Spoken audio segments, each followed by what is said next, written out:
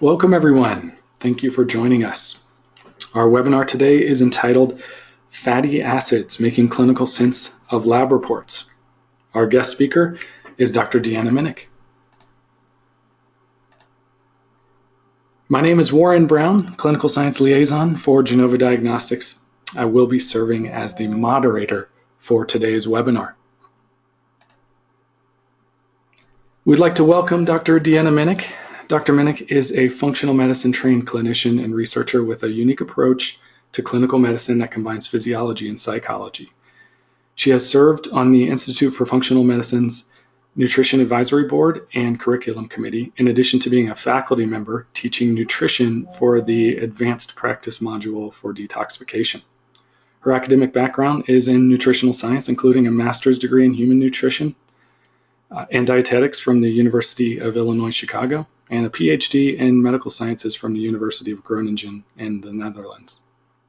In conjunction with her academic degrees and extensive teaching experience at the university level, she is both a fellow and a certified nutrition specialist through the American College of Nutrition. Dr. Minich has over 10 years of experience working with both the food and dietary supplement industries. In addition, she spends her time as a board member for the American College of Nutrition and the Nutritional Therapy Association, and as an adjunct faculty at the University of Western States. She is the author of 6 books on nutrition and numerous publications, wellness, psychology, and she is passionate about helping others to live well using therapeutic lifestyle changes. One of the most common questions asked during our live GDX webinars is about the availability of the presentation and slide deck. These materials will be available on our website within a week. And if you are interested in having these resources, please click the Clinicians tab on the homepage where you will find access to our webinars under Medical Education, or you can log in to your MyGDX account to find the webinars. And if you don't have a MyGDX account, please click the Getting Started link on our homepage and follow the instructions to set up an account. Now I'm going to turn over the role of presenter to Dr. Minich. I think so, yeah. Is it good, Warren? Yeah. Okay, very good. All right, I will dive in. Good morning, good afternoon, good evening, everyone. Really glad to have you here live if you're on. I would say that part of the reason giving this webinar is because I've been asking Genova if I could actually do a webinar on fatty acids. You know, as I look at all the different connecting of the dots and inferences that we can make around a fatty acid lab, and bring that together with things like fat-soluble vitamins, nutrition physical exam findings, and even looking at gut function, I just felt like we needed to have this conversation, especially in light of all of the big trends that are going on with eating more fat and having more fat in the diet, whether it's a ketogenic approach or, you know, just becoming more and more connected into the benefits of fat, which I think is really a good thing. So keep in mind this webinar is for informational and educational purposes only. This is not prescriptive. It's not intended to be a substitute for professional medical advice, diagnosis, or treatment. And I know that at the end of the webinar, people always have questions about patients, and what we're going to try to do is keep things a little bit high level and not get into specifics on cases, but hopefully provide more of you with the information that you need. So for this presentation, what I'd like to do is a couple of different things. First is to understand the interrelationship of fatty acids. I feel like in nutrition, we become enamored with certain nutrients or ingredients, and for a long time, it's been omega-3 fatty acids. And I want to put that in perspective. I want to look at the relationship of one class of fats to other classes of fats, and also just to even drill down into the omega-3s. Another point here is to understand how to take away basic clinical pearls from fatty acid laboratory tests. I think that we could comb through several of the labs and look for clinical pearls, but what I want to do is just give you 5 or 6 key takeaways that really go beyond even the omega-3 index, which most of you know about, but to look bigger and broader. To review tests and clinical signs to assess fatty acid balance, we'll get into that as I talk about nutrition physical exam findings and even some of the adjunctive labs, and then also how to connect the dots. That really, to me, speaks to functional medicine, integrative medicine. How do we see the larger landscape, the larger clinical context? So part of my passion around lipids comes from the fact that throughout my training in nutritional biochemistry, my master's degree was on oxidative stress, lipids, and carotenoids. So bringing together the phytonutrients with the macronutrients like lipids. And then my Ph.D. for 4 years straight, I did research in animals and also in clinical models looking at the mechanics of fatty acid absorption and metabolism. So you can actually even download my dissertation if you feel like falling asleep at night and you need some reading material. It's just a lot of articles, a lot of publications. So that's my background. All right, so what do you consider in conjunction with a lab? I do think it's important, as I mentioned, to look at the larger picture of all the fatty acids, and I'll go into detail. And then from that, to decide whether you need adjunctive labs or even genetic variants, single nucleotide polymorphisms. You know, I know that nutrigenomics is becoming such a hot topic these days, and you know, it's a blessing and a curse in some ways. The pro of nutrigenomics is it can help to explain some things that were not able to be explained just by single snapshot labs alone. The downside is that we cannot view them in isolation. So I think that having functional biomarkers together with gene variants, together with a better assessment of symptomatology really makes for a more complete picture. And one of the features that I think can really speak to dietary fat intake and what's happening in the body is really to look at nutrition physical exam findings. And my colleague and friend, Dr. Michael Stone at the Institute for Functional Medicine, who does a lot of teaching on this, has really brought that to light for me even more. So I'll touch upon that. But that's something it's really textbook information. It's been around for a long time. There are different apps to help with assessing nutrition physical exam findings and bringing that into the overall diagnosis and cascade for treatment. So some of the things to consider when you're looking at a fatty acid lab, and I'm just going to be honest with you, you know, oftentimes with labs, the downside is that it's a snapshot in time. And we don't get to see the kinetics unless we're actually measuring the kinetics. And oftentimes we're just getting a lab and it's at some time in the month. There have been things that have happened around that laboratory assessment that may not be able to be replicated in other labs. So for example, you know, having a certain meal the night before, exercising, you know, there is a stressful event. I mean, goodness, there can be so many things that precede that lab that can really change the lab. So, you know, I know that Genova does great work and labs are important, but we do have to recognize what their limitations are too. And when I think of fatty acids, it's a constant flux of, you know, really looking at absorption, looking at uptake and assimilation, and then looking at metabolism and oxidation.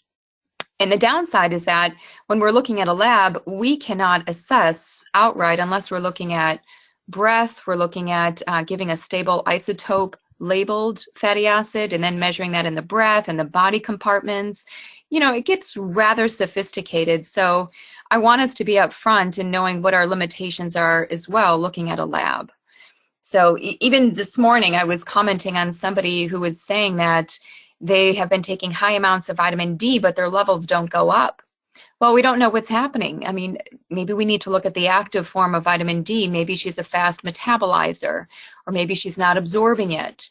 So similar with fats, we don't know if we look at this black box of the body, metaphorically, looking at how we absorb fats. And we tend to absorb fats for a pretty good percentage, you know, 95% and on up, but that's extremely variable depending on the individual, of course. And the body stores, how much are we desaturating? We're going to talk about that. Desaturation, elongation, how much are we excreting? How much are we oxidizing? If we go on a ketogenic diet, are we oxidizing more? Yes, we are. So a lot of unknowns. So I just want us to have a realistic view as we venture in. So starting with the basics, fats are essential, right? They're organic compounds, much like carbohydrates and proteins. They do have carbon, hydrogen, and oxygen. They're a very concentrated source of energy. We often call them fats. Fatty acids belong to that category that we call lipids. They come in liquid or solid form. And, one of the things that really every time I see it in the nutrition field or medical field where there's discussion about fats, there's a lack of appreciation of the complexity of the different types of fatty acids, I think. I think we just tend to bucket things. We tend to put things in categories and say it's unsaturated or it's animal derived. And really and truly, even the most concentrated sources of fats like butter or coconut oil are composites of many different fatty acids, all in different percentages, but very diverse. And we don't eat fats, by the way. We eat, for the most part, we eat foods. And foods have, again, a different array of different fatty acids.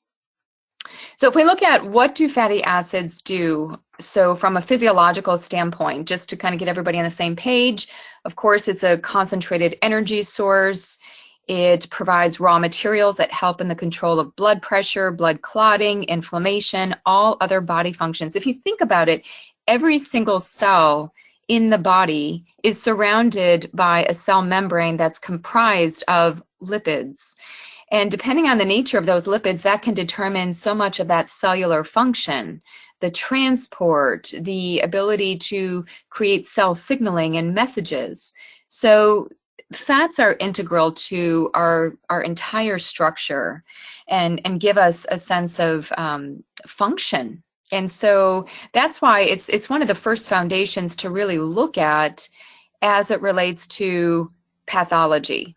Because if something's not right, fats are ubiquitous in the body, so we really need to look there first and foremost. Storage and insulation, of course, healthy skin, hair, and nails, and that's going to dovetail right into our discussion about the nutrition physical exam. And keep in mind that anything that impairs fat absorption will impair the absorption of other fat-soluble substances from the diet. It's not just vitamins A, D, E, and K like I have listed here. It's also things like fat-soluble carotenoids or phytonutrients. So think of the fats as a huge family. It's not just the fatty acids. It's not just omega-3 fats. It's really larger, extending into the fatty acids as they relate to the fat-soluble vitamins, as well as to the fat-soluble phytonutrients. And then, of course, behavior and mood are directly implicated in fatty acid levels. So my basic premises, and I know that there are a lot of different debates out there on fats, fatty acids, dietary fat, saturated fat. It's a constant tug of war. And what I would say, if we just zoom out of that, 3 critical takeaways would be that too much fat in whatever form can lead to disease over an extended period of time. And what is too much fat? Well, that depends on the individual, depends on what clinical indications they have, how fat is being used therapeutically, and what the quality of that fat and the balance of that fat is, which ties into number 3. And then also too little fat in whatever form can lead to disease as well. And so it's really the principle of Goldilocks, that we have to find that right amount that will bring to the patient health and wellness. So some of the nutrition physical exam findings that may signify whether or not there's a fatty acid imbalance there are a number of them, which make it a little bit difficult to really hone in on whether or not something is truly solely connected to fat.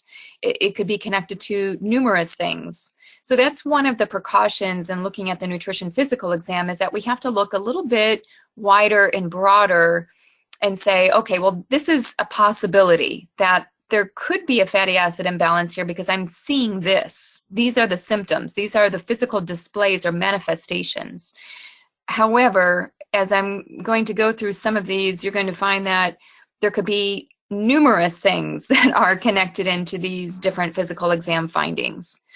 When I was doing my graduate work, one of the top things that I saw clinically, at least in research settings when I was at the hospital, was especially in children with cystic fibrosis or in babies with cholestasis, was that they had dysfunctions in skin, hair, and nails. You know, just the obvious, looking at the outside without even looking at function, just looking at structure.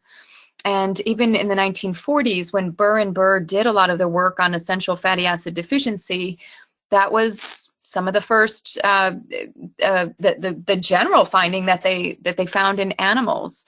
Their tails got very dry and brittle. The skin, they started to lose hair. And so I do think about that. Looking at skin, looking at nails, looking at the quality of the skin. Is it able to hold hydration?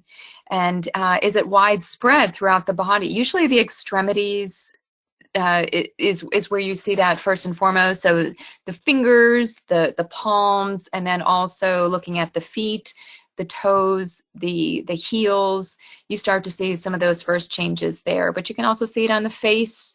You can see it through dandruff. You know, the classic follicular hyperkeratosis or the chicken skin on the back of the arms, which can also be due to things like vitamin A deficiency, vitamin E deficiency, again, two fat-soluble vitamins. Can also be connected into zinc, and we're going to talk about zinc as part of fatty acid balance. You know, I think we have to learn to look at the community of nutrients and how, again, everything is interrelated. If there are immune issues, that would be another place to be looking under the hood of fatty acids. So lowered immunity, poor wound healing, frequent infections, any kind of issues with mood or behavior. It's been said that, you know, I forgot who said it, but that we have fat heads, literally, because our brain is about 60% lipid.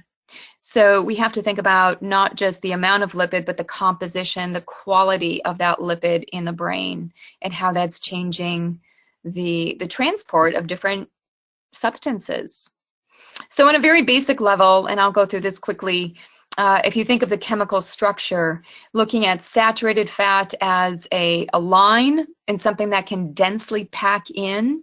And so you can imagine that if you have a cell membrane with lots of saturated fat, you're going to change the cellular signaling dynamics compared to if you have something that's highly saturated, like DHA or EPA, where you've got lots of turns and kinks. And so there can be lots of changes in the structural dynamics of the cell membrane. So, you know, oftentimes people think, well, you know, it just has another double bond. Is it really that different? Yes. Each of the different chemical configurations of the different fatty acids denotes a different function in the body. Again, structure precedes function. And so again, here, just kind of showing you a sample cell membrane in a very simplistic way to show you how there can be a variety of different ways that that cell membrane operates depending on the composition. The reason I'm stressing this is because we do create the foundation for our cell membrane and our cell function through dietary fats primarily. Of course, proteins and different carbohydrates, glycolipids come into it, but really and truly, fat is really a foundation to our being. So let me just quickly introduce the fatty acid families. Two large categories, the essential fatty acids, and then you've got another category, the non-essential fatty acids, meaning that our body can make those fats. If they're essential, that means our body cannot make them and we need to get them from the diet. The fatty acid families also do not cross over. So once an omega-6 fatty acid, you're always an omega-6 fatty acid. You do not become an omega-3 fat.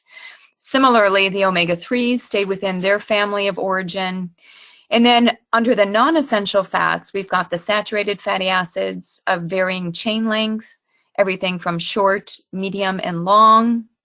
You've got the monounsaturated fats, which is why I always think about olive oil. You know, olive oil gets such, praise within research and in science, and just highly advocated as part of the Mediterranean diet.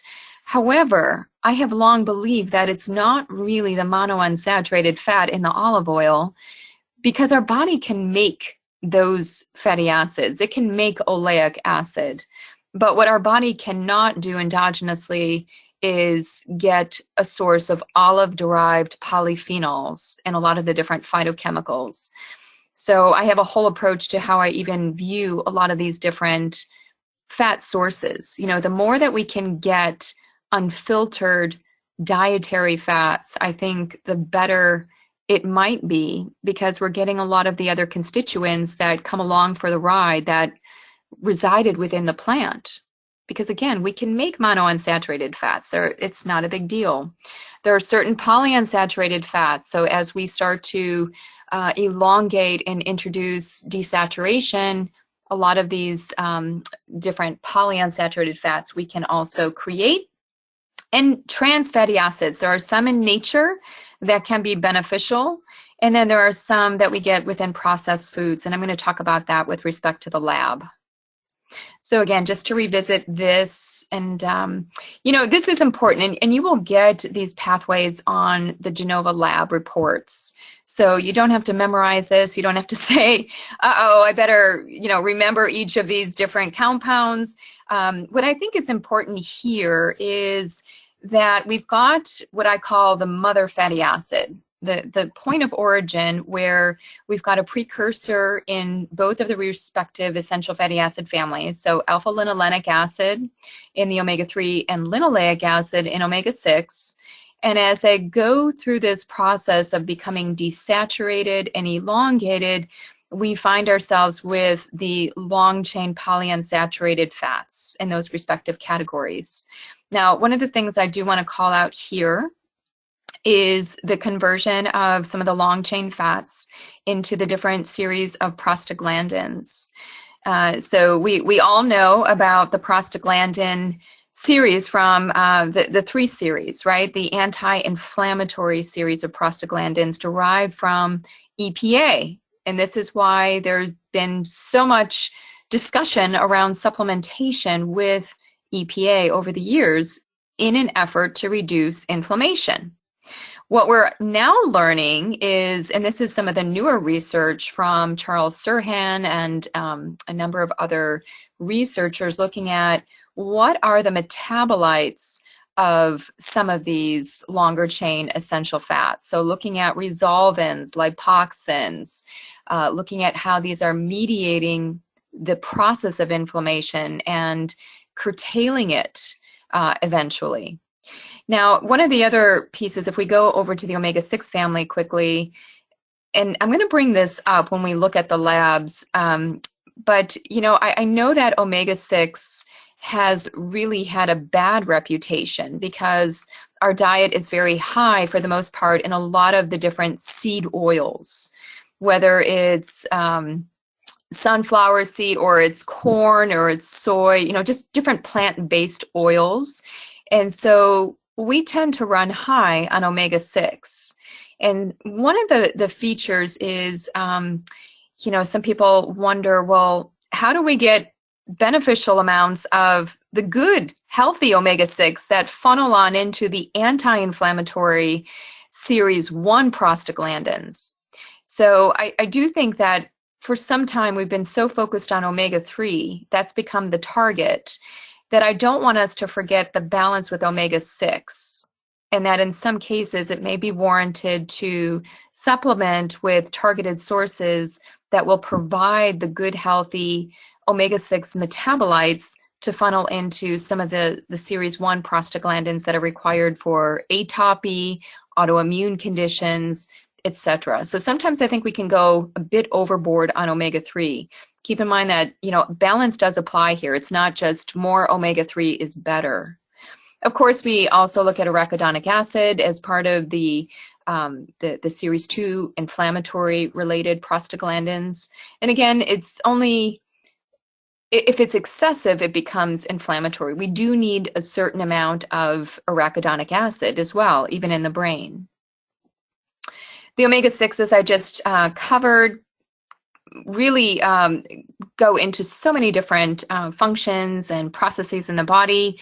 So as I've been talking about the overall membrane composition, looking at a role in inflammatory processes and pain, skin health, this is where they play a role in atopic dermatitis. Again, one of the first things to be looking at with the skin and saying, well, goodness, that might be omega-3, or maybe we need to be looking at omega-6 too. Cardiovascular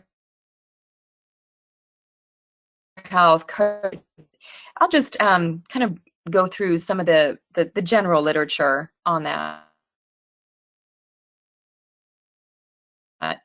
For the omega-3, cardiovascular, brain, nerve health, and I think what's exciting is that we're learning more and more about these longer chain fats and how they do have different personalities. So DHA, we're seeing more and more literature on DHA, which I think is causing people to choose DHA over EPA for certain conditions as it relates to cardiovascular, brain, or even nerve health and cognitive impairment too. And just looking at dementia and brain dynamics, I think that we're looking more towards DHA too. So really it's about the balance between the two. In fact, I would say in all of nutrition, it's always about finding that not homeostasis, but homeodynamics of looking at the balance between the omega-6s, which when we look at their functions being pro-thrombotic, pro-aggregatory, looking at increases in blood viscosity, vasospasm, vasoconstriction, and then having the omega-3s, which are just the opposite, really quelling that. And I often think of it as the yin and the yang. We see this even with estrogen receptor alpha and estrogen receptor beta. We need a little bit of inflammation, but not too much. So these two fatty acid families really keep each other in check. Now, one of the things that, and this is long time known research, and one of the researchers to follow within this area is Artemis Simopoulos. She did some pretty amazing work even in the 1990s and was one of the pioneers in showing us how our dietary ratio of omega-6 to omega-3 had really been skewed. And in fact, this comes from one of her publications in which she says, in the past 3 decades, total fat and saturated fat intake as a percentage of total calories has continuously decreased in Western diets, while the intake of omega-6 fatty acid increased and the omega-3 fatty acid decreased, resulting in a large increase in the omega-6 to omega-3 ratio from 1:1 during evolution to 20:1 today or even higher. So that's where the distortion comes in. Right? And then as a result of that change in macronutrient ratios, starting to see some changes functionally in the body. So looking at changes in body composition, looking at increased adipogenesis. And so, one of the concepts that I'm really intrigued with is thermogenesis of the adipose tissue. So we know about browning of white fat. But then there's also this process of beiging, where we take white adipose tissue and through various processes and different catalysts, we're able to create more of a progression towards that brown adipose tissue. And as part of that, the different fatty acids play a role. And so looking at lipid homeostasis, looking at how the composition, the ratio really do tie into a number of the etiologies that are the bedrock of a variety of different chronic diseases today, all tied into that idea of inflammation.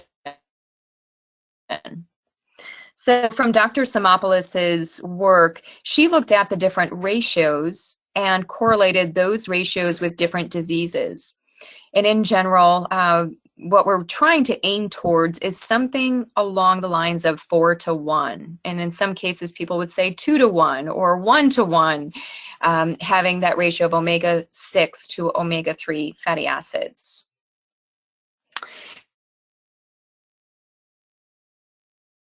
I really do is looking at ratios, and I've done some recent work and some writing and blogging looking at how one nutrient, if we overdo it with one nutrient, how we increase the need for other nutrients. You know, you can see that with B vitamins. If you start dosing with high amounts of one B vitamin, it can put the other B vitamins into a state of shortage in the body and increased need. And so it is really essential. If you can download this paper, it is open access. You can, it was just published in January of 2018. It's a nice article looking at different ratios of different nutrients and how that's what we really do need to focus on, which is why looking at the whole of a lab, so it's not just the omega-3 index. I think sometimes it goes back to the old adage that if you have a hammer, everything looks like a nail. And so if you're just looking at omega-3s, then everything becomes omega-3 oriented, and that becomes, again, the root cause for everything. But there's much more there. So Genova has two different tests. One is the blood spot test, which is very easy. It's very patient-friendly. It's more basic in terms of the fatty acids that it contains. And then there's a more extensive fatty acid profile, which is done from a blood draw. We're looking at plasma here. We're looking at just a wider extent of fatty acids. So I'm just going to show you some of the basics of each of those and what to be looking for clinically. Just some things that maybe you're already looking at, but how to make it perhaps even more streamlined. So if you just want to know, and I don't know about you, but I get patients asking me, Deanna, when can I stop taking this omega-3 liquid?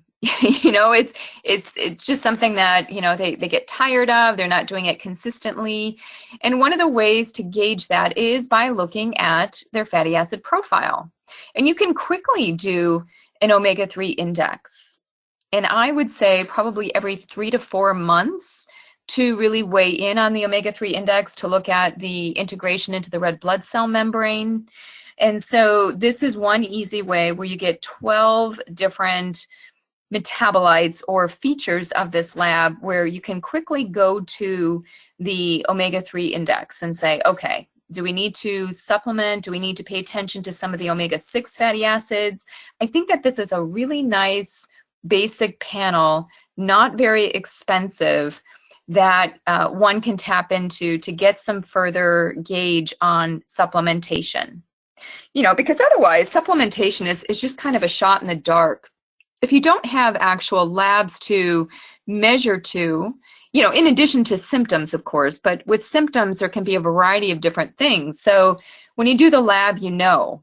And so I think that because people are taking so many different supplements and it can be costly, it's almost worth the price of the test just to know where they're at so that you can better gauge the dose and duration. At least that's always been my premise. Everybody works a little bit differently, of course. The fatty acid profile is a bit more extensive. And here's where you're going to get 38 different metabolites here, analytes. And this would be good if you've got patients that you have some suspicion that they've got some gut issues. Maybe they're malabsorbing, they're complaining of steatorrhea. Maybe they've got some bile acid insufficiency that you can detect from other ways of that you're assessing them. It might also be for somebody who's on a different diet. Maybe they've just switched over to a different diet and they've been following it for a couple of months. Maybe they are now doing keto. Maybe they're doing a more vegan approach. I think with any dietary shift, after about 3 to 4 months, I like to look and see whether or not people are balanced, at least balanced with their fatty acid profile. And I think that it can give you a lot of other information as well. So I see this as a more extensive test. It's not something that has to be done with the same degree of regularity, but you can. It just kind of depends what's happening for that particular patient. What I also like about the Genova report and the information that you get is to see the different nutrients that are required for the conversions of the starter essential fat, oops, let me go back. The starter fatty acids, this is for the essential fatty acids specifically, and then moving through the desaturation, the elongation, desaturation, elongation. I wish that a dietary supplement company would come up with a full blend of the different essential fatty acids. Don't exclude the GLA or the DGLA. Bring in some smaller amounts of those omega-6 fats together with a nice base of omega-3, and then include some of these cofactors, because it leaves it to us to try to patch it together. Because if you look here, you know, delta-6 desaturase is influenced greatly by lifestyle. It's influenced by stress. It's influenced by lack of activity, insulin levels. So if somebody is insulin resistant, they're not going to be as good at converting and desaturating. B vitamins, I feel like B vitamins are ubiquitously used throughout so many metabolic processes. And I always like to use them as the complex so that you don't throw off one level. So looking at B2, B3, B6, and then even seeing that for elongase as well.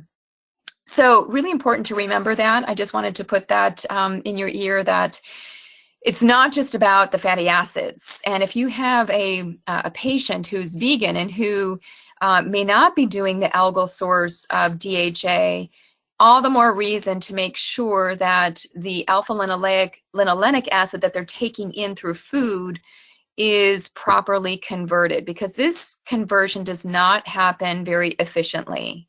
It's something on the order of 5 to 15%. And in some cases, women seem to convert a little bit better, but it's variable. And it depends on so many different things. You know, those enzymes are like other enzymes. So they really go in accordance with enzyme kinetics. They do have a saturation point. They do compete. So if you have a lot of omega-6 in the diet, it will prefer and work more on those substrates than it will on the omega-3s. So all the more reason why, even from the enzyme point of view, the metabolism point of view, things have to be in balance. So let's go into some of the reports and look at what we need to be paying attention there. I do think about just outright essential fatty acid deficiency.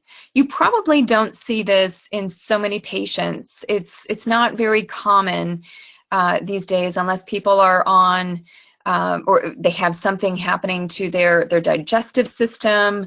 You do have to look at it for patients that have undergone bariatric surgery, or that are not absorbing for a variety of different reasons, or they have congenital or different genetic features that don't enable the proper conversion. So, but there's deficiency, and then there's insufficiency too, right? It's not just about outright being deficient. It's also about being out of balance and having low levels. So here are the 6 features that I'm going to be pointing out with the more extensive panel. So this is, I'm going to take you through each one of them, and then how to really look at the lab and assess. So the classic gold standard marker of essential fatty acid deficiency is known as the triene-tetraene ratio. This comes from the work of Burr and Burr way back in the 1940s, and we still use it today. And so if you look here at the analyte number 38, triene-to-tetraene ratio, this is looking at how much of the conversion to the longer chain omega-9 series fats do you have relative to the omega-6 fats that you have. And so as you can see, as the ratio gets higher, you have more conversion of the omega-9. Now, while that's a gold standard, and it has been for some time, I don't think we can hang our clinical hat there. I think it's just a nice guide, but we have to look a little bit deeper at what's actually going on. So it's nice because you'll get it as part of the more extensive fatty acid profile. And so if it's high, knowing that this could be a classic essential fatty acid deficiency, and then we need to start looking at some of the other things. And when you start seeing lots of the reds, then you know that probably a lot of the different fats are deficient too.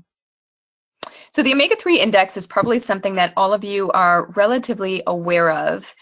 In 2004, Bill Harris is really the researcher who has just been great at getting the word out on the omega-3 index. A lot of the literature that's been published is in his work. And really you're looking at all the different main fatty acids. And typically on a GCMS, you're looking at about 64 different fatty acids. And then you're culling out the specific omega-3 long chain fats like EPA and DHA and looking at that as a percentage. Most people are pretty low. And in the United States, we're seeing about a 4% level.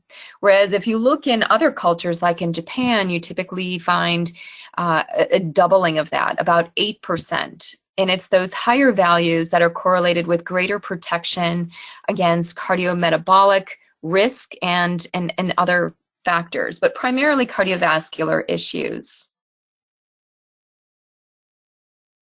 So you can easily look, look at the index level and see where it is relative to looking at the reference range here. So you want greater than 4, but I would also say, how high do you want to go to? I remember, we did a test in the clinic some time ago where we were all taking omega-3 supplements, and I remember measuring my levels at 12%, which I think, you don't want to get too high unless you have proper antioxidant levels in the body, because keep in mind that a lot of these longer chain unsaturated fats in the body, under the proper conditions, can lead to more oxidative stress. So more is not necessarily better.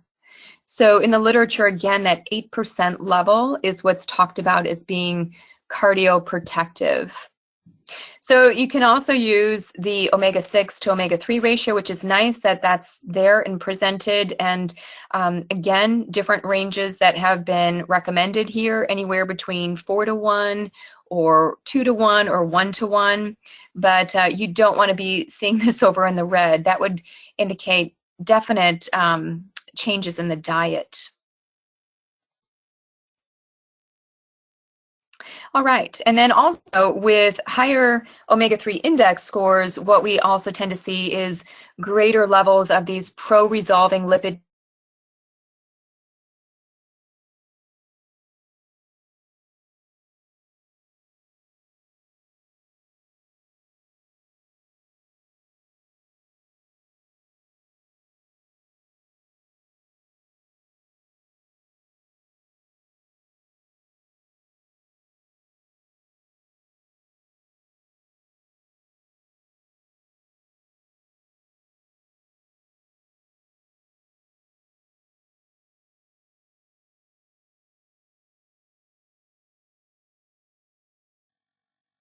So what happens if you have normal levels, good levels of alpha-linolenic acid, but you have low levels of the longer chain omega-3 DHA?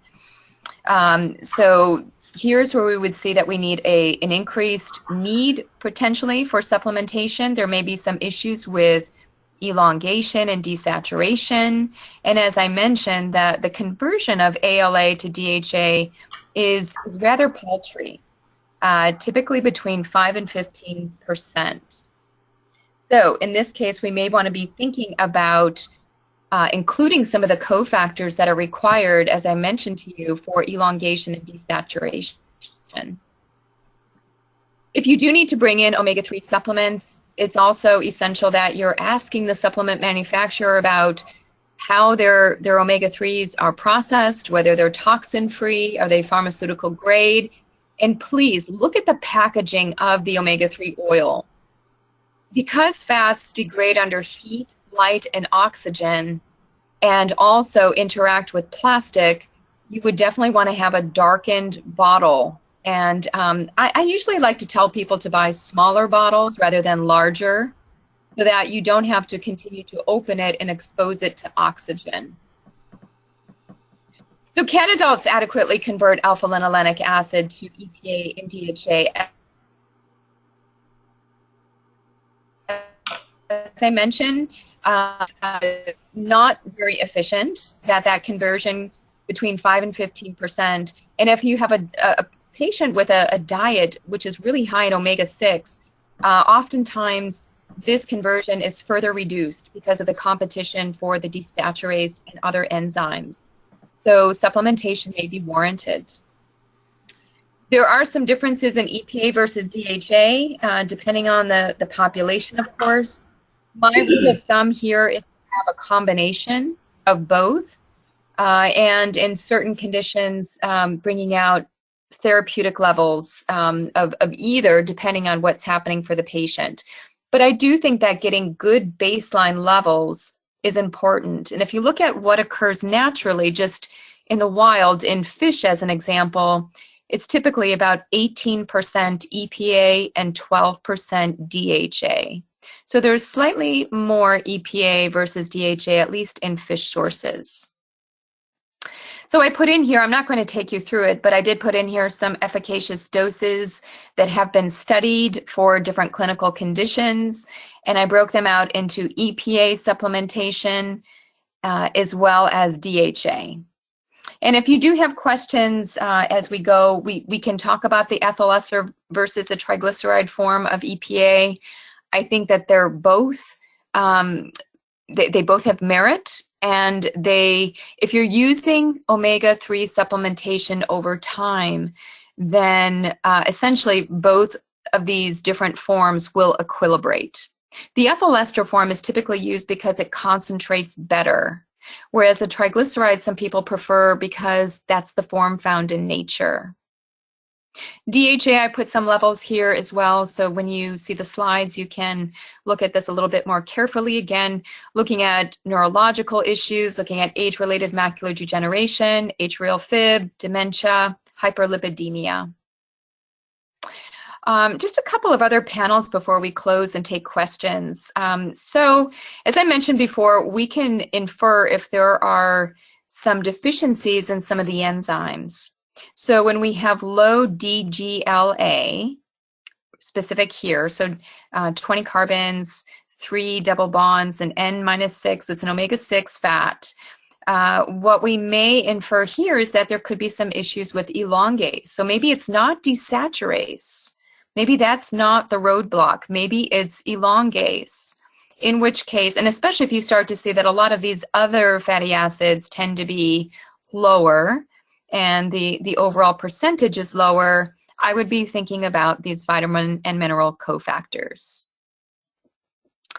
If you've got deficient GLA, which again is an important omega-6 fat, and low DGLA, you definitely want to be looking at the high level of linoleic acid in the diet, reducing a lot of corn and seed oils, and again, nutrient supplementation. And one of the ways that you can do that with GLA is repletion with evening primrose oil, and for DGLA with black currant oil. So you can just get right, you can just override the linoleic acid step and just get right to the GLA and DGLA with certain supplements. And I also have a slide here for you on some of the common doses.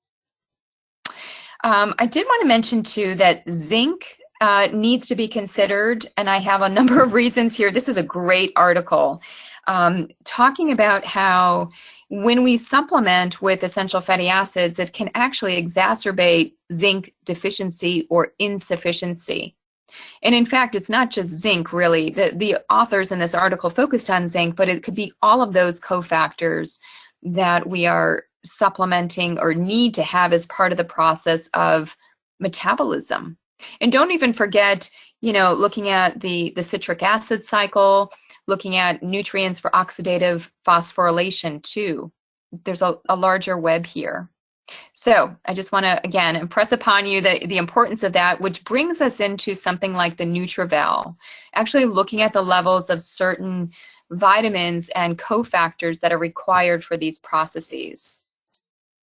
I've already mentioned some of the things that can impact the desaturase and elongase enzymes, whether genetic factors, obesity surgery, weight gain, even some of the bioactives that we may have our patients supplementing with. For example, there was a mouse study that showed curcumin increased levels of these enzymes for fatty acid synthesis.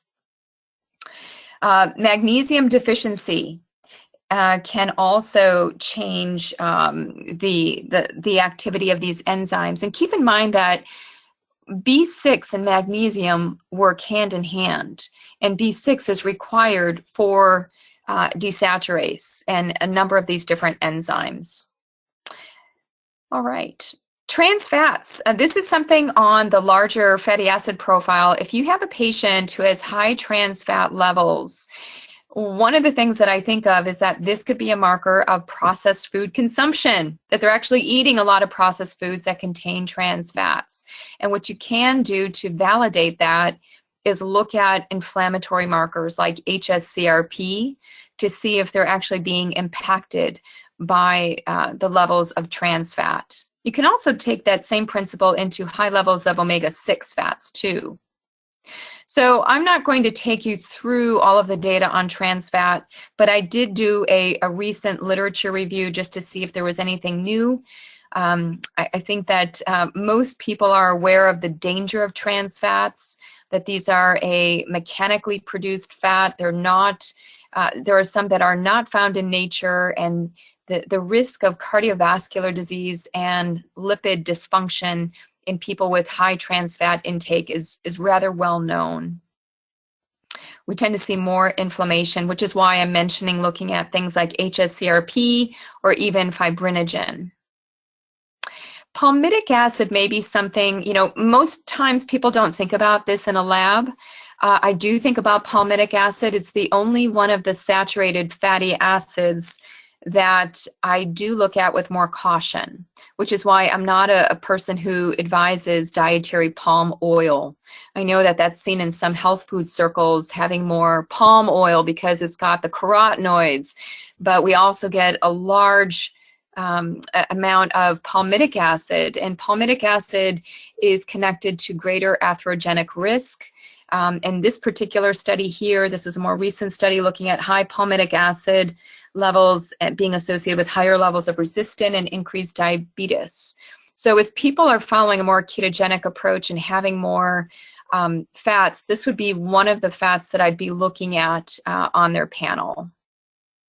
So if you've got high palmitic, you've got high trans fat and deficient essential fats, this again would denote to me that we need more balance in the way of perhaps bringing in more unsaturated fat to balance the saturated, looking at the source, the dietary source, what are they eating that's creating the increase in palmitic and trans fat.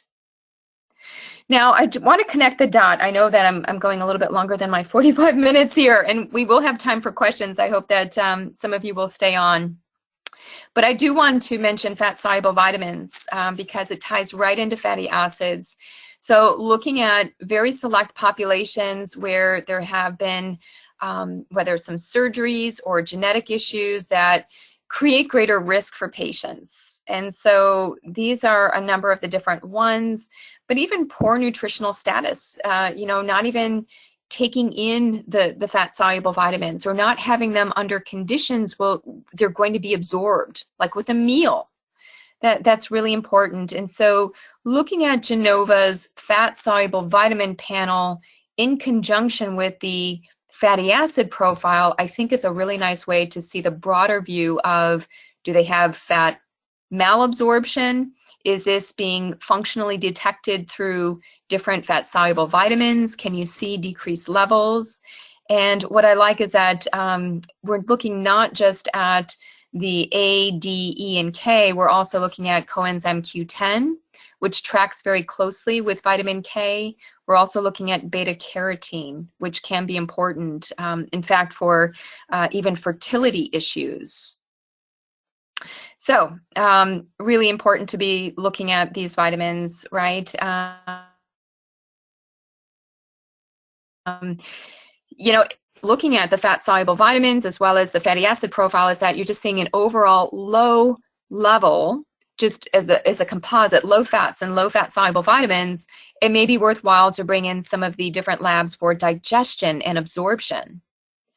So here's an example where you can see here with the black diamonds over into the section of that's red, you can see that most fats are low And so here's where looking at a more extensive panel, asking the patient about what they're eating, doing an actual food log. Are they on a very low fat diet? You know, there are a number of different patient types who are following a very stringent low fat diet. And of course, there are limitations to that, right? That's not healthy for everybody. And we really do need that balance. So I think most of you are aware of, in functional medicine, when we talk about DIGIN, looking at digestion, absorption, intestinal permeability, the gut microbiota, immune regulation, and the nervous system, and bringing together the labs, questionnaires, and physical exam findings to help make sense of what's happening at the level of fat digestion.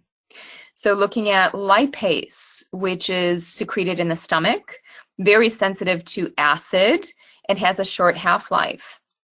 And so that's something that you can detect on the different labs, is looking at the level of fecal fat. You can look at the level of pancreatic elastase. That's going to tell you something about pancreatic function. So you can get a sense here of how your patients are at least absorbing, looking at that level of absorbing. So here are just some markers to be looking at, of course, and again, I did a lot of this work in grad school, looking at stool content of fecal fat, right? And so for the most part, people will be absorbing unless they've got issues with their pancreas, also with bile. That's another big issue. And, you know, most of the heavy metals do come out in the stool. And so many other things can be impacted through that process of elimination, and kind of pairing up what you're finding about digestion onto other markers that are perhaps related to toxicity or even estrogen imbalance. So I just have just a short infographic here on the 5-hour protocol. The Institute for Functional Medicine does a great job on really teaching to how to move through this particular protocol. These are just some of the steps that can be taken to heal the gut.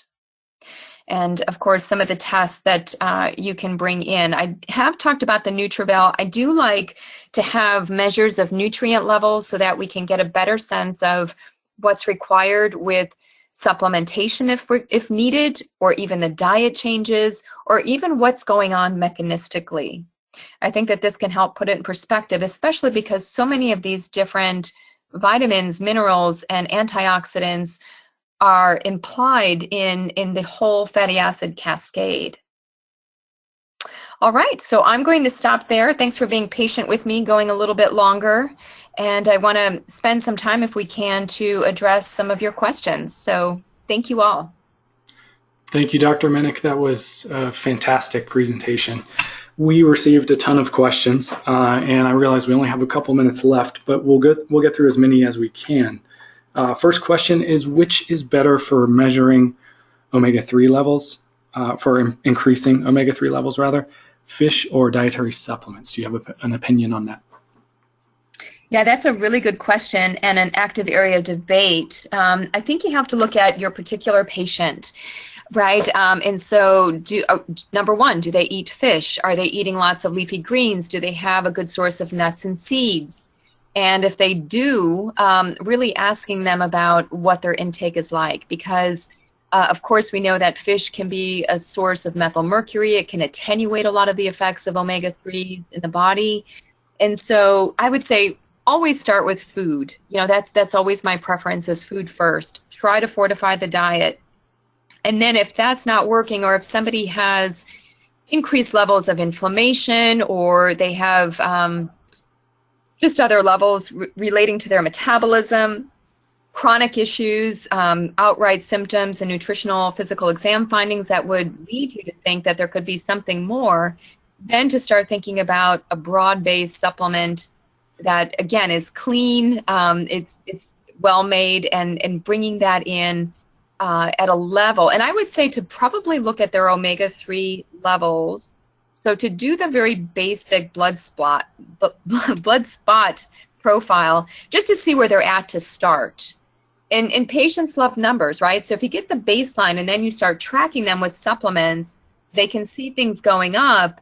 or maybe not. You want to see that difference in what's happening there. So get the baseline level before you start supplementing, and then get it every 3 to 4 months thereafter. Excellent. Excellent.